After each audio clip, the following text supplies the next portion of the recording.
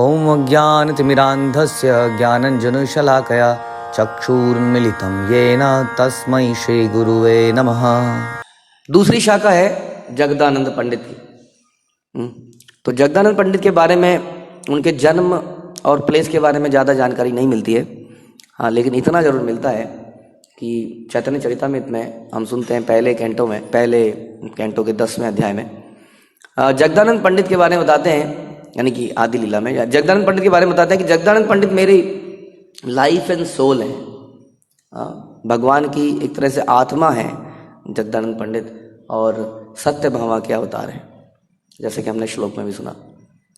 सत्यभामा के अवतार होने के कारण उनका जो रस है, वो माधुर्य रस है। इसका मतलब माधुर्य रस में वो हैं, और सत्यभामा भगवान की पत्नी बनी। तो एक पति और पत्नी के बीच में अक्सर मनमुटाव होते रहते हैं। कुछ डाउट्स, कन्फ्यूजन्स क्रिएट होती रहती हैं, लेकिन अगर वो लिमिट के अंदर है, एज पर फिलॉसफी है, तो वो दोनों को बड़ा रस देती हैं। दोनों को, पत्नी के बीच में एक ये रस है, एक प्रकार का जो आपसी थोड़ा सा नोकझोंक है। इस प्रकार की नोकझोंक जगदानंद पंडित और चैतन्य महाप्रभु में आप देखेंगे। बहुत अक्सर इनके बीच में झगड़ा हो जाया करता था, और आप देखेंगे कि अक्सर झगड़े में जगदानंद पंडित जीत जाते थे, जैसे अक्सर झगड़े में पत्नियां जीत जाती हैं। तो इस तरह के कई लीलाएं जगदानंद पंडित। अब हम सुनते हैं कि जगदानंद पंडित जो है कई महत्वपूर्ण घटनाओं में चैतन्य महाप्रभु के साथ में थे।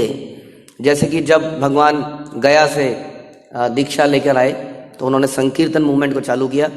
तो उस वक्त जगदानंद पंडित वहाँ पर रहते थे। श्रीवास ठाकुर या चंद्रशेखर आचार्य के घर में जब नृत्य हुआ, तो जगदानंद पंडित उन कुछ लोगों में से थे जो उस कीर्तन को देख पाए जो चैतन्य महाप्रभु। आपने सुना है कि कैसे श्रीवास ठाकुर के उस घर में बहुत ही रेस्ट्रिक्टेड लोग आते थे, यहाँ तक कि श्रीवास ठाकुर की सासू माँ को भी नहीं आने दिया था। ब्रह्मचारी को, जो केवल दूध पीता था, उसको भी नहीं आने दिया था। लेकिन जगदानंद पंडित वहाँ पर पंच तत्वों और बाकी कुछ भक्तों के साथ वहाँ पर हमेशा रहते थे। उसी प्रकार से जब महाप्रभु ने संन्यास लिया और संन्यास लेकर वो पुरी में गए, तब जगदानंद उनके साथ में गए। कुछ ही भक्त थे उनके साथ, नित्यानंद प्रभु, मुकुंद इत्यादि, तो उनके साथ में जगदानंद भी साथ में गए। उसके अलावा जब हरिदास ठाकुर का उन्होंने देहांत किया, तिरोभाव हुआ, और उस वक्त जब चैतन्य महाप्रभु ने उनके अंतिम संस्कार के बाद वहाँ पर सारे वैष्णवों को प्रसाद बांटा, तो जगदानंद खुद वहाँ पर प्रसाद बांट रहे थे और सिखा रहे थे कैसे महाप्रभु की सेवा करनी चाहिए। तो उस इम्पॉर्टेंट अवसर पर भी जगदानंद वहाँ पर थे।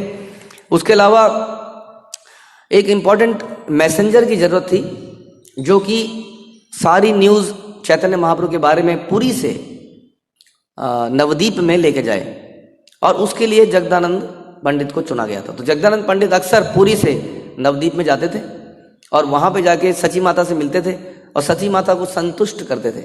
और ये वही थे जगदानंद पंडित जिन्होंने सची माता को बताया, क्या आपके स्वप्न में कभी गौर निताई आए, कभी महाप्रभु आए?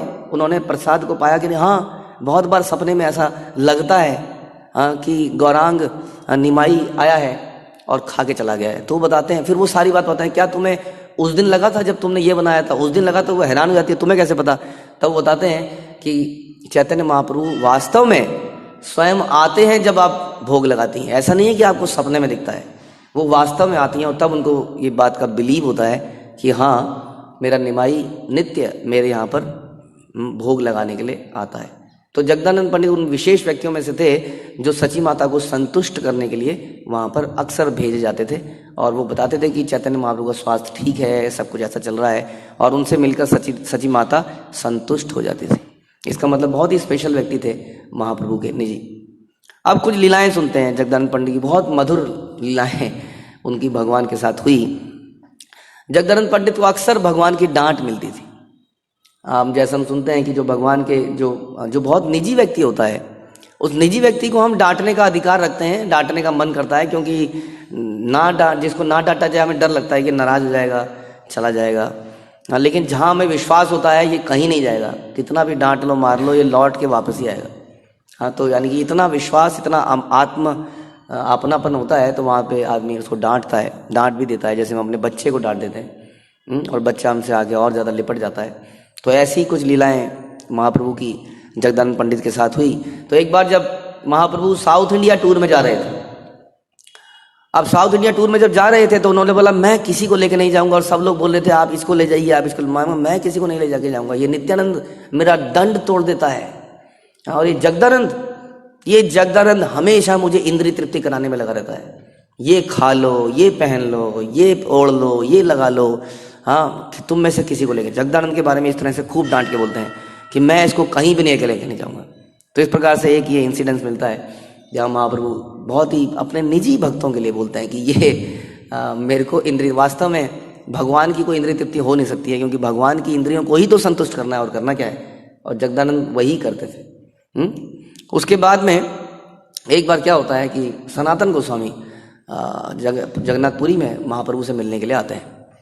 अब रास्ते में झारखंड के जगह में सनातन गोस्वामी किसी ऐसी जगह पे जल पी लेते हैं जो कि जल थोड़ा सा जहरीला होता है, इस प्रकार का जल होता है कि उनके शरीर में खुजली सी हो जाती है, फोड़े से हो जाते हैं, और बड़ी दिक्कत से स्पर्श, यानी जगह जगह से खून या पीप निकलने सा लगता है।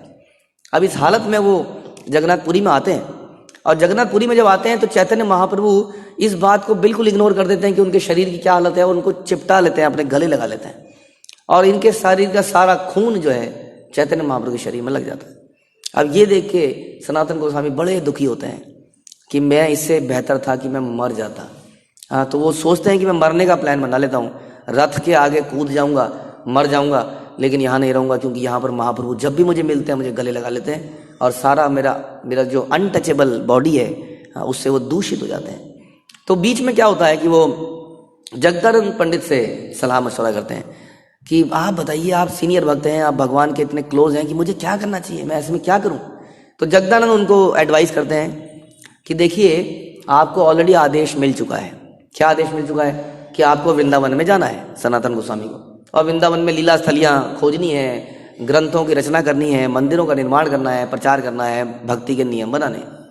और आप यहाँ पर रथ यात्रा के समय पे आए थे, रथ यात्रा समाप्त हो चुकी है, तो आपको चले जाना चाहिए अब वापस। तो इस सब से बच जाओगे आप, ये जो आपसे हो रहा है, और महाप्रभु की आज्ञा का पालन करो और वृंदावन में चले जाओ। तो उनको लगता है हाँ ये विचार तो बड़ा उत्तम है। अब इस उत्तम विचार को वो चैतन्य महाप्रभु के सामने प्रकट करते हैं। तो महाप्रभु मैं वृंदावन जाने का सोच रहा हूँ। जगदानंद पंडित भी यही कहते हैं। ओहो, इसके बाद जैसी चैतन्य महाप्रभु इस बात को सुनते हैं, वो कहते हैं वो जगदानंद, वो छोकरा, वो ऐसा कहता है, वो कल का आया हुआ छोकरा जानता क्या है। बहुत क्रोध होके, जैसा हमने सुना कि अपने निजी व्यक्ति से बोलते हैं। वो कहते हैं तुम जो है पूरे संसार के गुरु बनने लायक हो, तुम सर्व भगवान के सबसे निजी व्यक्ति हो, तुम्हें वो बता रहा है, तुम्हें उनको बताना चाहिए। और इस प्रकार से सनातन गोस्वामी की ग्लोरिफिकेशन करते जाते हैं और जगदानंद को डांटते चले जाते हैं। अब ये सुनकर सनातन गोस्वामी, क्योंकि परम भक्त थे, जनरली कोई हमारी तारीफ करता है तो हमें बड़ा अच्छा लगता है, खासतौर पे अगर किसी की निंदा करके हमारी तारीफ करे तो बहुत है, तुमने ये सेवा बहुत अच्छी करी, तुमसे पहले वाला व्यक्ति तो बिल्कुल गोबर कर रहा था यहाँ पर, हमें लगता वाह बहुत बढ़िया। तो ये नेचुरली मेरी हालत ऐसी है तो मैं बता रहा हूँ। लेकिन जगदानंद पंडित जो है, सनातन गोस्वामी जब इस बात को सुनते हैं तो उनको बड़ा बुरा लगता है। वो कहते हैं कि महाप्रभु मैं समझ गया कि आपके ज़्यादा निकट कौन है। जनरली आदमी जो थोड़ा दूर होता है उसकी तारीफ करता है कि नहीं। हम किसी बहुत बड़े व्यक्ति को बुलाते हैं जब सभा में, इतने सारे हजारों डिवोटी बैठे होते हैं, उस व्यक्ति की तारीफ कर दी जाती है, इस व्यक्ति ने इस उत्सव के लिए बहुत धन दिया, बहुत मदद करी। अब इसका मतलब जो इतने सारे बैठे हैं, जो पूरे दिन से कमर तोड़े बैठे हैं, इन्होंने मदद नहीं करी, लेकिन उनकी तारीफ तो नहीं करी गई। तारीफ करी गई उस व्यक्ति की जो कभी मंदिर आता ही नहीं है, एक उत्सव में उसने कुछ मदद कर दी, उसकी तारीफ करी जा रही। क्यों? क्योंकि वो अभी नया भक्त है, उसको प्रोत्साहन की आवश्यकता है, इसलिए करा जा रहा है। लेकिन जो पुराने भक्त हैं उनको तो भक्ति के कार्यों में ही रस आ रहा है, उनको सेवा करने में रस आ रहा है, तो उनको प्रोत्साहित करने की आवश्यकता नहीं है। तो हे महाप्रभु, आप मुझे मेरी तारीफ कर रहे हैं और जगदानंद को दंडित कर रहे हैं, इसका मतलब जगदानंद आपके बहुत निकट है, आप उसको अमृत पिला रहे हैं और मुझे नीम का शरबत पिला रहे हैं। और ये सुन के महाप्रभु एकदम से इम्बैलेंस हो जाते हैं ये बात सुन के। और फिर भी वो सनातन गोस्वामी को ये सेटिस्फाई करने का प्रयास करते हैं कि नहीं नहीं ऐसा नहीं है। लेकिन इस घटना से पता चलता है कि जगदानंद बहुत ही निकट व्यक्ति थे। अब हमसे गलतियां तो होती हैं, गलतियां होने पर डांट पड़े तो बहुत ही बढ़िया है। तो ऐसा जगदानंद का भाव था। अब कुछ और भी घटनाएं होती हैं जो ज़्यादा चैतन्य महाप्रभु को ज़्यादा प्रवोक कर देती हैं, ज़्यादा गुस्सा में ले आती हैं। तो एक बार क्या होता है, जगदानंद नवदीप में जब जाते थे वो, तो नवदीप में वो शिवानंद सेन के घर में जाते हैं, और शिवानंद सेन के घर में उन्हें एक सुगंधित इत्र मिलता है, इत्र तेल जैसा समझ लीजिए, सुगंधित, जो बहुत सुगंध आ रही है, ये एकदम से सत्यभामा के भाव में है। तो ये क्या करते हैं, तुरंत उस तेल को एकत्रित कर लेते हैं एक पॉट में, और उनके दिमाग में तुरंत आता है कि मैं जब वापस जाऊंगा तो ये महाप्रभु को सेवन करने के लिए दूंगा, खुशबूदार इत्र। तो वो चल पड़ते हैं और वापस आते हैं, और वापस आकर वो गोविंद जो है महाप्रभु के निजी सेवक, गोविंद को वो इत्र का पॉट पकड़ा देते हैं कि ये लीजिए, आप इस पॉट को पकड़िए और इसको महाप्रभु को सेवा के लिए लगा दीजिए, इस्तेमाल कीजिए, महाप्रभु को इसको लगाया जाए। अगर महाप्रभु इसको सर पे लगाएंगे, इस तरह से बोलते हैं, तो उनके जो बीमारी हो जाती है, कई बार बाइल या पित्त विकार हो जाता है, वो सब दूर हो जाएगा। इस प्रकार से महाप्रभु को बोलना कि इसको सर पे जरूर लगाएं। अब महाप्रभु के पास गोविंद लेके जाते हैं, महाप्रभु क्या, एक सन्यासी जो है खुशबूदार तेल लगाएगा? सन्यासी को तेल लगाना अलाउड नहीं है, खुशबूदार तेल की तो बात दूर कर दो। हाँ, तो आप इसको ले जाइए, आप उनको बोलिएगा जगदानंद पंडित को कि इसको जगन्नाथ मंदिर में दे आए, और जगन्नाथ मंदिर में दीपक जलाने के काम आएगा, और इससे वो बड़ी दूर से लाए हैं, उनका कार्य भी सफल होगा, उनको लगेगा कि कुछ हो गया, तो इस प्रकार से बोल दें। अब जो है जगदानंद पंडित को बोलने के लिए गोविंद जाते हैं कि महाप्रभु ने मना कर दिया और कह रहे हैं ऐसे जगन्नाथ जी के मंदिर में लैंप जलाने में लगा दो। अब ये सुन के वो बड़े अंदर ही अंदर क्रुद्ध में आ गए। जैसे कि पत्नी ने रोटी बनाई और पति कह रहा है टाइम नहीं है, और कहीं पे और खा के आ गया। अब आपने कभी किसी ने अगर देखा हो तो उसके बाद क्या होता है, अब मैंने बनाया था। तो ये जो है 10 दिन तक महाप्रभु से बातचीत नहीं करते हैं, और 10 दिन के बाद भी इन्हें लगता है महाप्रभु कुछ बोलेंगे, महाप्रभु कुछ बोलते नहीं है। 10 दिन के बाद फिर से प्रयास करते हैं, गोविंद को बोलते हैं देखो जाओ आप फिर से कोशिश करो, अब महाप्रभु शायद मान जाए अब की बार। अब गोविंद फिर से जाते हैं, अब की बार तो महाप्रभु बहुत क्रोधित हो जाते हैं। वो कहते हैं एक काम करो, एक मसाज वाला रख दो मेरे पास में, जो रोज मेरे शरीर पर ये तेल की मालिश करे और मेरे शरीर में से खुशबू आए, और आसपास वाले लोग मेरे पास से निकलें तो खुशबू को लेके जाएं और बोलें कि देखो ये औरतों को अट्रैक्ट करने वाला सन्यासी, इसको देखो। अब ये बात सुनकर गोविंद की मुंह एकदम चुप हो जाता है, कहते हैं क्या बोल दिया महाप्रभु ने। गोविंद चुप, और गोविंद वापस आके सारी बात बता देते हैं जगदानंद पंडित। और जगदानंद पंडित इस बात को सुन के और ज़्यादा क्रोधित हो जाते हैं, अपने आप को एक कमरे में बंद कर लेते हैं, उसका कुंडा लगा लेते हैं, और 3 दिन तक बाहर नहीं निकलते, खाना पीना सब कुछ बंद। अब महाप्रभु के लिए बड़ी विकट समस्या आ गई, क्योंकि हृदय से तो प्रेम ही था। तो अल्टीमेटली 3 दिन बाद महाप्रभु जाते हैं और दरवाजा खटखटाते हैं, जगदानंद सुनो, मैं जा रहा हूँ गंगा स्नान के लिए, और वहाँ से मैं जाऊँगा जगन्नाथ जी के दर्शन करने के लिए, और जैसे ही मैं जगन्नाथ जी के दर्शन करूँगा मैं तुम्हारे साथ तुम्हारे हाथ का प्रसाद पाऊँगा, तो बिल्कुल रेडी रखना, मैं जा रहा हूँ। और चले जाते हैं। अब जैसे हम सुनते हैं कि चाहे हमारा माधुर्य रस हो चाहे साक्ष्य रस हो, लेकिन अल्टीमेटली श्रील प्रभुपाद बताते हैं कि हम हर रस में दास बने रहते हैं। हाँ, तो ये जो रूठना है, ये ट्रांसीडेंटल रूठना है, जैसे राधा रानी रूठती थी, ये संसारी रूठना नहीं है। संसारी रूठने में क्या होता है, आदमी सेवाएं भी छोड़ देता है, नाराज हो गया, नहीं करूंगा सेवा, नहीं लगाऊंगा पोछा, नहीं करूंगा, ये काम ही छोड़ देता है, या नहीं बनाऊंगी खाना, 2 दिन खाना नहीं खाओगे तो समझ में आ जाएगा तुम्हें। हाँ, लेकिन जगदानंद जैसे ही सुनते हैं कि महाप्रभु मेरे हाथ का खाना चाहते हैं, वो सारी नाराजगी छोड़ के खाना बनाने में लग जाते हैं। बड़े तरीके से चैतन्य महाप्रभु ने उनको फंसा दिया। वो लग जाते हैं कुकिंग करने में, अनेक तरह के व्यंजन बनाते हैं, और चैतन्य महाप्रभु वापस आते हैं और उनको बड़े प्रेम से परोसने लगते हैं। अब परोसे जा रहे हैं। अब जब परोसे जा रहे हैं तो पेट तो भर गया है, कितना खाएगा आदमी, वो खिलाए जा रहे हैं। अब चैतन्य महाप्रभु को टेंशन हो जाती है कि यदि मैंने इसको बोल दिया कि अब नहीं खाऊंगा तो ये फिर से नाराज हो जाएगा। तो महाप्रभु खाते जाते हैं उस दिन, ऐसा वो सुनते हैं कि महाप्रभु 10 दिनों में जितना खाते थे उस दिन उतना खा जाते हैं। हाँ, और उसको बोलते हैं कि भैया आप आइए, आप खाइए। महाप्रभु को चिंता थी कि मेरे को तो खिला देगा, लेकिन नाराज फिर भी बना रहेगा, खाएगा नहीं। तो महाप्रभु कहते हैं आओ बैठो खाओ। वो कहते हैं नहीं आप खाओ, ऐसे थोड़ी, मैं बाद में खाऊंगा। बड़ा उनको रिक्वेस्ट करते हैं, लेकिन वो खिलाते ही रहते हैं। तो उनकी इच्छा थी कि उनके मदद करने के लिए आए थे रमाई पंडित और रघुनाथ भट्ट गोस्वामी, कि इनको भी खिलाऊंगा उसके बाद खाऊंगा। तो महाप्रभु को इस प्रकार बोलते हैं कि मैं तो बाद में खाऊंगा। तो महाप्रभु को डाउट होता है कि ये खाएगा नहीं।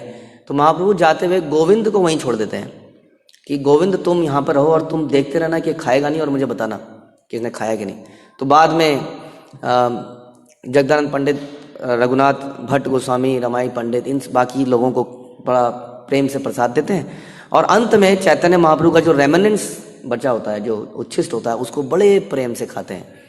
और गोविंद के मुख से चैतन्य महाप्रभु जब ये सुनते हैं कि इन्होंने खा लिया है जगदानंद पंडित ने, तो आराम से वो फिर उसके बाद रेस्ट लेते हैं। तो इस प्रकार से इनका ये जो आपसी नोकझोंक यहाँ समाप्त होता है। और इसी तरीके से एक और घटना आती है कि धीरे धीरे हम सुनते हैं अंत लीला में चैतन्य महाप्रभु अपनी तपस्याओं को धीरे धीरे बढ़ाते चले जाते हैं, अपनी तपस्याओं को और ज़्यादा मुश्किल करते जाते हैं।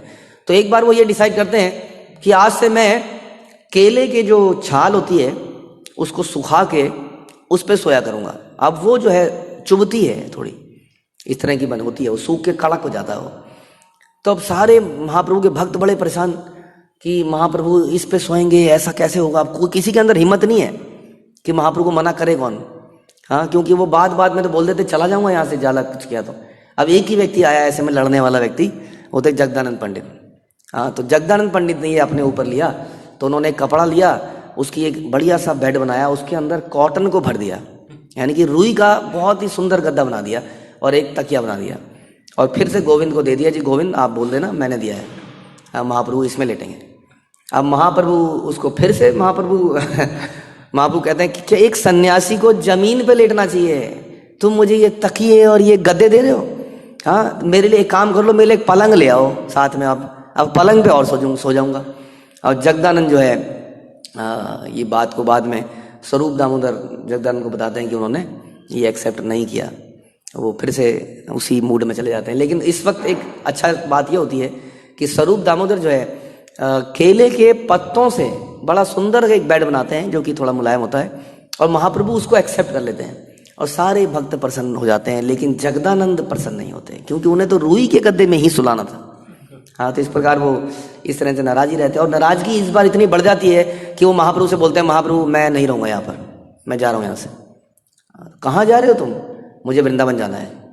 हाँ, तो भक्त रूठ के भी कहाँ जाएगा, भक्तों के पास ही जाएगा। तो बोलते हैं मुझे वृंदावन जाना है।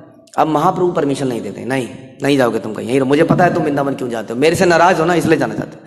तो ये कई दिन तक चलता रहता है, वो परमिशन मांगते रहते हैं। अब बिना परमिशन के, देखिए इसको कहते हैं दास, रूठा हुआ है लेकिन परमिशन फिर भी मांग रहा है। तो कहते हैं परमिशन के बिना कैसे जाऊं। तो स्वरूप दामोदर को बताते हैं मुझे तो जाना है, बस आप बोलिए महाप्रभु से। तो स्वरूप दामोदर कहते हैं देखो ऐसा है, इसका बहुत मन है, ये जाने देते हैं। आप इसको नवदीप तो भेजते ही हैं, नवदीप जाएगा तो वहीं से ये वृंदावन भी चले जाएंगे। तो किसी तरह से वो महाप्रभु को मना लेते हैं। लेकिन महाप्रभु का इतना प्रेम होता है तो महाप्रभु मान तो जाते हैं, लेकिन जगदानंद को बोलते हैं कि सुनो, अगर तुम जा रहे हो तो ध्यान रखो, मेरी बात बड़े ध्यान से सुनो। कुछ चीज़ें उनको बताते हैं, कहते हैं वाराणसी जाओगे, वाराणसी से आगे चोर उचक्के बहुत हैं, वो जब एक बंगाली को अकेला जाते हुए देखेंगे तो लूट लेंगे वहाँ पर, तुम्हें बड़ा सावधान रहना पड़ेगा वाराणसी से आगे। उसके बाद बोलते हैं कि ध्यान रखना, जब वहाँ पर जाओगे मथुरा में, तो मथुरा में चौबे ब्राह्मण बहुत मिलेंगे तुम्हें। हाँ, उनको रिस्पेक्ट देना, दूर से प्रणाम करना, लेकिन उनके साथ एसोसिएट मत करना, गड़बड़ हो जाएगी। जैसे शिला प्रभुपाद भी बोलते थे कि वृंदावन के सारे जो भक्त हैं वो बड़े आदरणीय हैं, हम उनको प्रणाम करें। बहुत सारी कथाएं चल रही होती हैं, उन साधुओं को रिस्पेक्ट कर सकते हैं, लेकिन हमें श्रवण और सेवा करनी चाहिए अपनी परंपरा में, अपनी गुरु शिष्य परंपरा में बचे रहने के लिए। तो वृंदावन में अक्सर ऐसी गड़बड़ हो जाती है। तो उनको बोलते हैं चौबे ब्राह्मणों से एसोसिएट मत करना। उसके बाद बोलते हैं तुम व्रज मंडल की परिक्रमा करोगे, किसके साथ करोगे? व्रज मंडल की परिक्रमा सनातन गोस्वामी के साथ करना। सनातन गोस्वामी का संग एक सेकंड के लिए भी मत छोड़ना, उनको पकड़े रहना सनातन गोस्वामी को, तो तुम सुरक्षित रहोगे। ये अगली इंस्ट्रक्शन देते हैं। एक और इंस्ट्रक्शन देते हैं, जब तुम गोवर्धन जाओगे तो गोवर्धन पे चढ़ना मत। हाँ, गोपाल जी के दर्शन करने के लिए, क्योंकि गोवर्धन साक्षात भगवान का शरीर है, इसलिए तुम गोवर्धन पे चढ़ना मत। और एक आखिरी इंस्ट्रक्शन देते हैं कि व्रज में बहुत लंबे समय तक मत रुकना, क्योंकि इससे अपराध हो जाते हैं। ये सारे इंस्ट्रक्शन आज की डेट में हम लोग भी एज इट इज़ मानने का प्रयास करते हैं। हम लोग भी गोवर्धन में नहीं जाते, हम लोग भी भक्तों की यात्राओं में ही व्रज में लंबा रुकने का प्रयास करते हैं, अदरवाइज नहीं, क्योंकि वहाँ व्रज में रुक के हमसे अनर्थ होते हैं, हमसे पाप हो जाते हैं, और सब हम जो भक्ति बढ़ाने जाते हैं वो भक्ति कम हो जाती है। तो इस प्रकार बोलते हैं तुम ज़्यादा देर मत रुकना, और एक आखिरी रिक्वेस्ट, जल्दी से वापस आ जाना। हाँ, महाप्रभु का प्रेम था जगदानंद के लिए, और जगदानंद भी प्रेम से ही गए थे और बाद में वापस आते हैं। महाप्रभु के साथ उनकी ये लीलाएं चलती रहती हैं। चैतन्य चरितामृत में हम ये सुनते हैं कि जो कोई भी जगदानंद पंडित और चैतन्य महाप्रभु की इन कथाओं को सुनता है या बोलता है, उसे भगवान का शुद्ध प्रेम प्राप्त होता है। तो ऐसा प्रेम हमें प्राप्त हो, ऐसी हम प्रार्थना करते हैं।